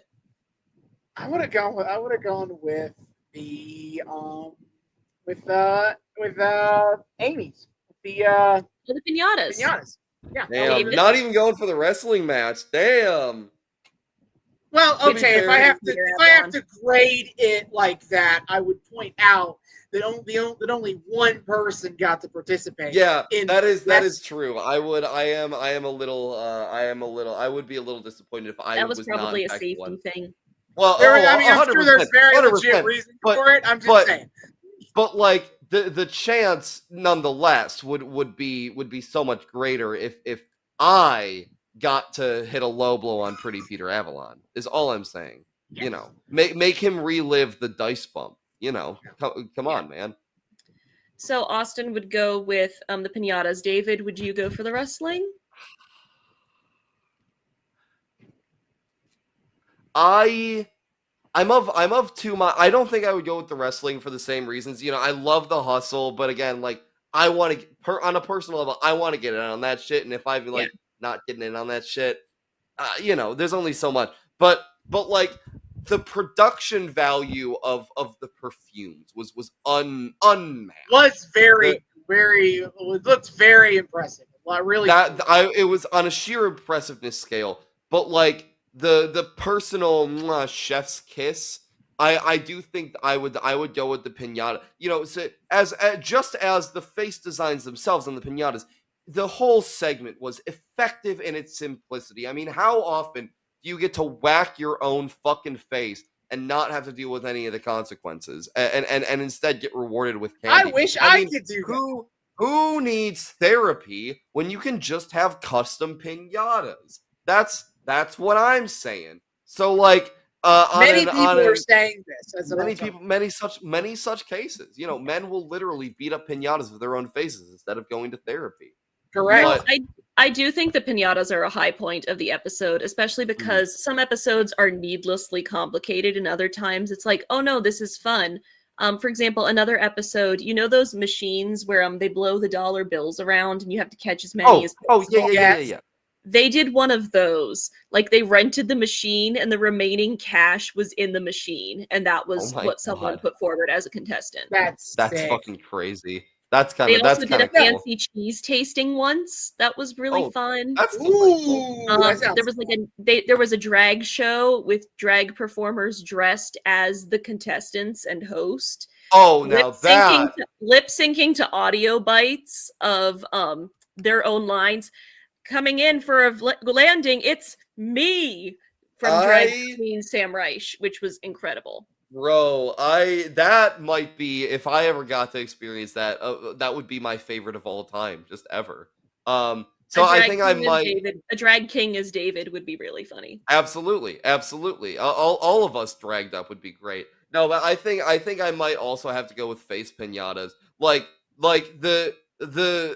I have to give so many props on an objective level to just all of the everything that went into the perfumery, and the wrestling thing was really cool, and the night strippers was a beautiful bit of fantasy fulfillment. But just nothing touched my heart. I cannot deny that if I was supposed to be grading based on who had what activity had the group that was actually there had the most fun, it's obviously the night strip.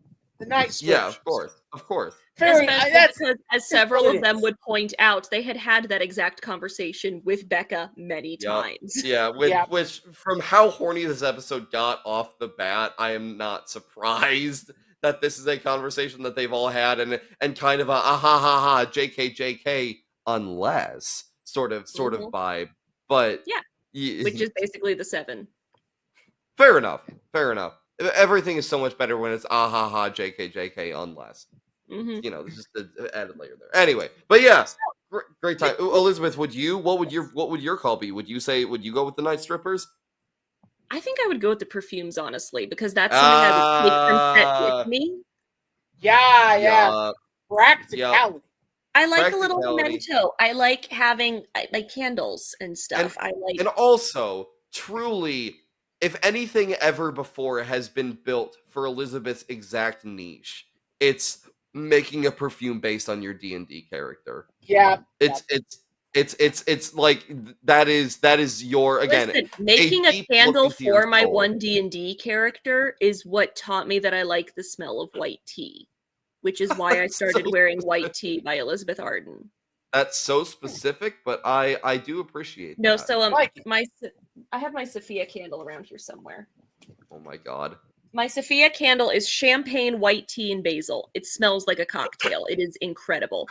And then I've got another one that is orange zest, rosemary, and absinthe. That is super good. Ooh, absinthe. Yeah. Crazy fucking candle I made scent.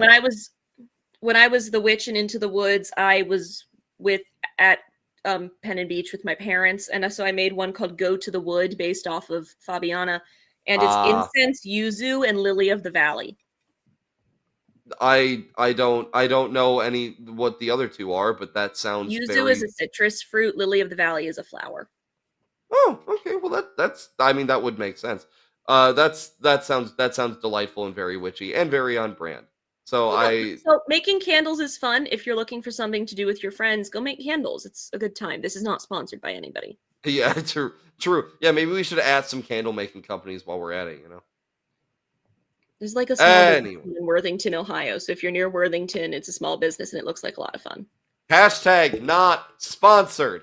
We're not sponsored, but if any of you want to sponsor this podcast, so that these two don't have to work anymore, and so David has enough free time to actually watch all the Dropout shit we keep recommending to him. Oh my god, can you imagine me having free time? Because I cannot. No, he never learned to stop signing himself up for stuff so he doesn't get exhausted. Granted, it took me 25 years to figure that out, but why would I say no if there's this thing where I can sign my little name? That's just so much fun. I don't see what the problem is David's favorite thing is DocuSign. That is true. Yeah, we're bringing it full circle. That is called that's called a callback.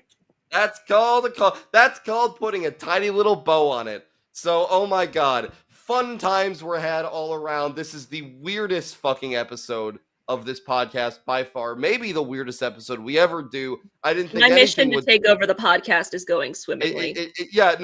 Truly Elizabeth's diabolical plot of take over Noobs and Knockouts ? Profit is reaching new heights on this distinguished episode. I thought nothing would ever top the weirdness of Hulk rules, and yet here we are. So overall, as always, as is tradition on the podcast, we kind of gotta throw it over, give the final word to our distinguished guest. Final thoughts, final feelings. How we doing, buddy? I'm grateful that I got to show you guys something. And Indeed. I really hope that this encourages people to look for, if you're into wrestling, look for examples of it elsewhere. If you are interested in something, you can find other people referencing it. There are huge communities. There's little notes of it everywhere. Like if you like D&D, Ashley Johnson's character in Blind Spot references her Critical Role character. Like, just because you are scared of watching something because it's not your usual shtick does not mean it will not have little nods to your usual shtick in it. Expand your horizons, try new things. Don't be a David who never watches anything we recommend. Fuck you. Fuck off. I was about to be like, oh, look at Elizabeth once again delivering such wholesome messaging on our usually cynical ass podcast. Can't stop. Can't help, turnabout's fair play. I did make fun of your night. I did make fun of your Nightwing King pretty relentlessly. No, you decided to roast me for liking someone who's consistently ranked as one of the hottest fictional characters in anything. I'm impressed by the level of devotion. Truly get you someone who looks at you the way Elizabeth looks at Nightwing. Thank you. Specifically in Wayne Family Adventures, although I'm really upset with how this ended. Family of the one never safe from the trauma where the Bat Fam is involved. Elizabeth thought she had found an escape, and yet all right, so that's the wrap on this episode. Next time, David. So let's sell out for Elizabeth's sake. Finally fucking over. We started with AJ Styles potentially having an affair with his boss, Dixie Carter. Except, plot twist, they aren't having an affair. Instead, they are helping their mutual friend who is a recovering drug addict, Claire Lynch. Now, 1 week could later, they have done anything to ask? shut to up, act David. We any got less these running suspicious through. about it? Okay. This isn't commentary hour. This is review hour. Okay. But then 1 week later, plot twist: Claire Lynch is pregnant with allegedly AJ Styles' baby. And then a few weeks later, AJ Styles is like, "What the fuck? I don't remember having sex with Claire. How can it be my baby?" And then Claire provides evidence, and by evidence, I mean she has these printouts of pictures where there's alcohol in the picture, and AJ Styles is barely conscious in bed. No unfortunate implications here. Then a couple of weeks later, AJ is like, fine. A couple of weeks later, Claire Lynch has a baby shower live in the ring, and it sucked. But she is determined to get AJ to acknowledge this baby as his child. AJ is like, how about this?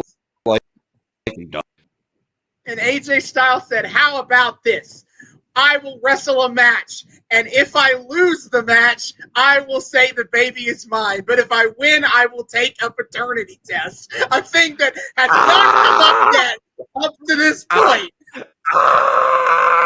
David, finally, next week, we are going to get the results of the paternity test. Damn, I keep forgetting. I keep forgetting. We're not even fucking ending at Bound for Glory. This other half of this dumbass arc that we've been following with the stupidest, dumbest, most convoluted ass tournament I have ever seen, where the worst fucking people, and by the worst fucking people, I mean goddamn Bubba Ray, Bully Ray, keep getting have clawed their way to the top. We're not even get the payoff to that bullshit. And forget the payoff to goddamn aces and eights, but I knew we weren't going to deal with that, because that goes on about a bajillion years longer than it ever should have. We're not even ending there. It's just the results. The wrestling doesn't even matter. It's supposed to be TNA gives a fuck about what's going on in the ring. Oh my Jesus. Everyone is stupid. Everything is the worst. I cannot wait to be free of this goddamn motherfucking shit ass holy Jesus and fucking arc. So what I'm hearing is that David wants wrestling, and you're giving him Days of Our Lives. Yeah, except it's 10 times stupider. Nobody in this has an IQ score higher than 5, Elizabeth. And David truly is not ready for the payoff. I can't wait. How does it get worse? I mean, okay, it's a wrestling pregnancy storyline. There are only a couple ways this ends. Only a couple ways those go. And I highly doubt they knocked up this poor beleaguered actress from Universal for shoot. So we know what this is barely for. Hey man, miscarriage is Claire Lynch takes one bad bump and has a miscarriage. That's absolutely on the table. That's absolutely on the table. And let's not forget the whole, drug addict part of this storyline. Even though the story itself is to forget about it. They'll remember that she was a drug addict. It doesn't matter. After week fucking 1, it's drugs? What? I don't know. Anyway, here she is fucking pregnant with AJ's baby. I'm sure this is careening towards something stupid, but I cannot begin to imagine how this reaches a magnitude that's even worse than everything we've dealt with so far. Because, I know how a fake wrestling pregnancy has to end. There's no way I can be surprised by what the outcome is. How does this get even worse? I'm very excited to show you next week. But anyway, that's it. David, hit the plug. Come on. David, hurry up with the plug. Yes, sir. Dear friends, thank you all so much for joining us on yet another episode of the Noobs and Knockouts Podcast. We're so delighted to have you here. Returning listeners, viewers, what have you, thank you all so much for joining us, welcoming us back into your eardrums, your eyeballs, whatever it is you use to consume our content. We are so delighted to have you here. New people, hey, hi, how's it going? Welcome to the show. We here at the Noobs and Knockouts Podcast, like we are friendly to both noobs and knockouts alike. So whether you're brand new to the wild, wacky world of wrestling or you're a veteran of all the weird bullshit, either way, we hope you had a great time here. We hope you want to keep coming back to have a great time with us week after week after week. And I'm going to make sure you know all the ways to do so. First and foremost, of course, is our YouTube. You can find the Noobs and Knockouts Podcast on YouTube. Hit subscribe. Ring that bell. Make sure it turns a nice little solid color so you get notifications every single time we drop a brand new episode.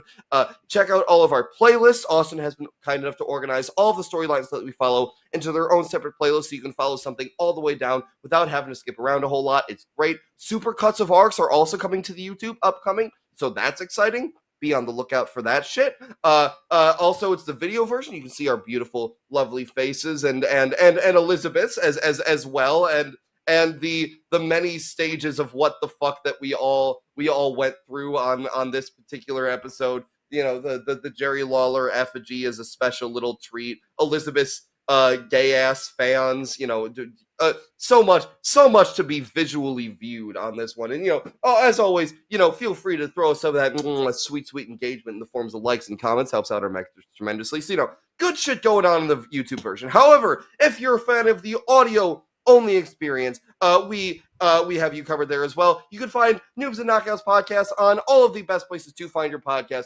Spotify, Amazon Music, Apple Podcasts, all that good shit. Anywhere where our RSS feed branches out to on the internet, which is apparently fucking everywhere, we're there. Come listen to the show. Download the show so you can listen to us offline. You know, give us that sweet engagement in the forms of some ratings and reviews on our show. Maybe some kind words, maybe some 5-star suggestions that maybe some more people want to check out the show. You know, just a thought I'm having off the dome right here. All that good stuff. I greatly appreciate if you come join us for all of that on the audio only version. However, if you want to keep up with us outside of this void that we find ourselves in week after week after week, you can find us on a few other places on the interwebs as well. First and foremost, of course, is our Twitter at Noobs and Knockouts on Twitter. We do the whole Twitter thing. We engage in mind-melting IWC discourse. We like to meme it up on occasion. We put up a post every single time we drop a brand new episode, so you guys always know what the hell's going on. Of course, highlight of our Twitter is weekly wrestling live tweeting every Wednesday night at 8 p.m. Eastern on TBS. We are watching and tweeting about AEW Dynamite, having a grand old time, although I'm going to be out for like the next month. Sorry, guys. But usually that's our shtick, so it's on hiatus for now, but that's all coming back. Additionally, when I have the time, sometimes we'll tweet about AEW Rampage on TNT, 10 p.m. Eastern on Friday evenings, and AEW Collision on Saturday evenings at 8 p.m. Eastern, also on TNT. I am the resident AEW mark here as it goes, and I love talking all about my favorite boys and ladies, and even the occasional NB on that prestigious show. And I love when all y'all come join in the conversation. So come have a great time with us on the Twitter. On top of that, Austin likes to follow all of the 3 major American promotions and talk about them. He likes to sometimes even tweet it up during the pay-per-views they got going on. We like to tell you guys about them so you guys have a sampler platter of what's going on if you're trying to join the wrestling community, the wrestling fandom. We want to let you guys know what some of your big options may be, and you know, it's our chance on the show to talk a little bit about the modern scene after all this retro shit, or in this case, Dropout related shit. So all that said, Austin, my friend, what is on the docket coming up? Yeah. WWE wins Mondays and Fridays, AEW Wednesdays, TNA Thursdays. Blah. I don't fuck that shit this week. Not this week. I don't care about any of that. Elizabeth is here, and I'm talking about fucking Stardom Wrestling. Oh, yeah, baby. So we starting got all the ladies just for you, the Star Surprise, their parting gift. Starting this weekend in like a couple of hours is the Stardom Joshi Wrestling 5-star Grand Prix in a 28-person round-robin tournament across 4 blocks. And baby, I've done some research. I've been hunting blog posts. I've been listening to podcasts. I've been browsing Reddit. This has been difficult work to get anything together because Stardom offers basically no onboarding in the English language. So fuck me. Oh no. Oh, but the dear. biggest story going into the Stardom 5-star Grand Prix this year is that they have formed a new heel supergroup, Hate. It stands for harass, abuse, terrorize, eradicate, and they have one goal. They are going to destroy idol wrestling. They are going to destroy all of the idols in Stardom. And unfortunately, that sucks for the Cosmic Angels, whose whole bit is, we are idols. Oh, baby. This sounds so fucking iconic. So Hate has the main champion of Hate, Natsuko Tora, has won the red belt, which is the world title of Stardom. And she has decided she's not competing in the Grand Prix. Fuck you. Oh dear.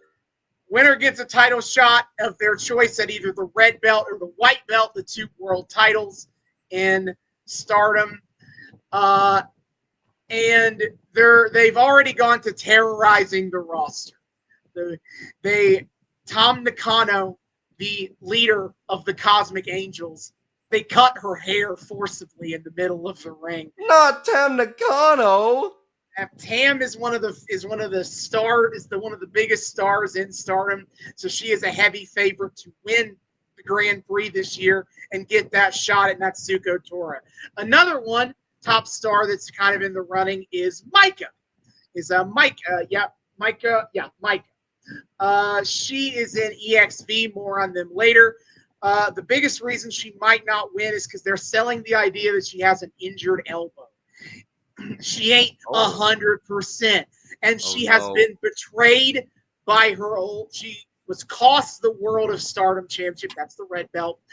Was by her former friend Saya Kamatani, who has joined Hate, who has cut her hair, is now goth as shit. This is Stardom wrestling. This is Idol Joshi wrestling, which means if you're evil, you wear black, and you're a goth. Because absolutely, that's what it means to be evil. There is no other aesthetic. If you're a bad guy, you're just goth. I don't understand any other way you could be evil. Like it just makes the math is mathing. So Micah is another big heavy favorite, but again, she has other grudges. She might not get a shot. Other kind of stables across Stardom wrestling. I've had to put in some work to get them all down here, but I already pulled. Oh, darn it! I took it off trying to get the thing about shit. Anyway, okay. So there is Hate. There's the Cosmic Angels, who are basically idols. You have EXV, which is Club Venus. You know Mina Shirakawa from Club Venus, David. Mina Shirakawa, that's awesome. They're gonna party girls. They're here to have fun. Stardom is, babyface and heels can get a little, whatever. The only true heel group is Hate. They are the most like, we are the bad guys. You have not Queen's Quest. You have God's Eye, who they are the sporty jocks of the group of Stardom. You have Stars, just Stars. That's their name. If Hate are just like the evilest evil to ever evil, Stars are just the good guys. They're the most good. Of course. And there is Neo Genesis. I don't know their deal. They're really new, but they have Azumi in it, and Azumi is like really good. And Azumi is really good. Yeah. So I am going to be watching this tournament, keeping up to date on what's happening, and hopefully learn a little bit about how Stardom works as I go along. We're kind of up the creek without a paddle at the moment. No English language commentary, no English language promos, nothing. I get nothing, and I'm just going to have to figure it out. We are here to enjoy work, and you will fucking Wrestling like it. only in here. Wrestling only. Yeah, if you want to watch that long, you can watch on Stardom World, which is their streaming service, for a mere 920 yen a month. Sounds pretty $6.50 in US dollars. You can get all of their shows, including every show on the Grand Prix live. They are streaming live. Sounds pretty fucking based to me. So yeah, that's all that good shit. That's what's coming up on the Tweeter. You know, we love to plug it all to you guys. You know, to give you all the chance to check out what you know you may have yet to explore in the wrestling world, and you know, to give us a chance to talk to all y'all about it. It's a good time. Hang out with us on Twitter at Noobs and Knockouts Pod. It's great. Of course, if you want to get in more direct and long form contact with us, you can do so at our email address, noobsandknockoutspod@gmail.com. That's noobs, the word, and knockoutspod@gmail.com. Come say hi to us. Tell us what you think about the show. Request things you want to see us cover on the show. Tell us that our hot takes are based and red pilled or you know, cringe or whatever. Tell us how great of a guest star Elizabeth is, because she is. All that good stuff. Start discourse with us. Say hi. We love people saying hi back. We would love to say hi back. Noobs and knockoutspod@gmail.com. And of course, finally, if you want to more directly support the show, you can do so on our Patreon account. We are also the Noobs and Knockouts Podcast on Patreon. $1 a month gets you early access to episodes and a shout out at the end of each episode. Free tier gets you just a shout out at the end of each episode. Shout out to friends of the show, Sugar Daddy, El Lucha Dead, Money. I'm just a branch on the learning tree, TM, and Dave Chavez, our free tier friend. Thank you all so much for all your support, whether it be monetary or symbolic. We're so happy to have you here. We hope you enjoy your perks. If you want to enjoy your perks along with our friends, just a single little $1 a month your dollar goes a long way. Helps us out a lot. That stuff accrues over time. Lets us do so much more with the show. Upgrade our shit. Upgrade the Patreon. Offer you guys more fun, cool shit, etc., etc., etc. All that good stuff means a lot. So if you want to directly support the show, you can do so over on the Patreon, Noobs and Knockouts Podcast. Once again, the link for that is in our Twitter. Before we go this evening, we of course want to shout out our lovely guest star, Elizabeth. Thank you so much for being our first five-time. I think that was the right amount of 5 times. We're so yeah, whatever. It's always a blast to have you on. Thank you for being our surprise knockout this evening and guiding us through all of this insanity. It was lovely. Do you have anything you wanna plug to the world? Any final words, etc.? Take care of each other. Please get your flu shots and COVID vaccines. I've heard they're going to offer a 2-in-1 this fall, which is super great. So you don't have to get multiple. I have also heard that. I thought it was mostly a pediatric thing for some reason, but if it's adults too, that's sick as hell. That would be incredible. Also, please support quality education for kids, funding for the arts, good sex ed, because we need people to understand different stuff. And also, please just try to fight hate wherever you find it. And to reiterate, be kind to each other. And, try new things. Take the leap. You got this. We believe absolutely. Wise words from a wise guest. We are so happy whenever Elizabeth gets to join us. So thank you again, friends. And thank you all for listening.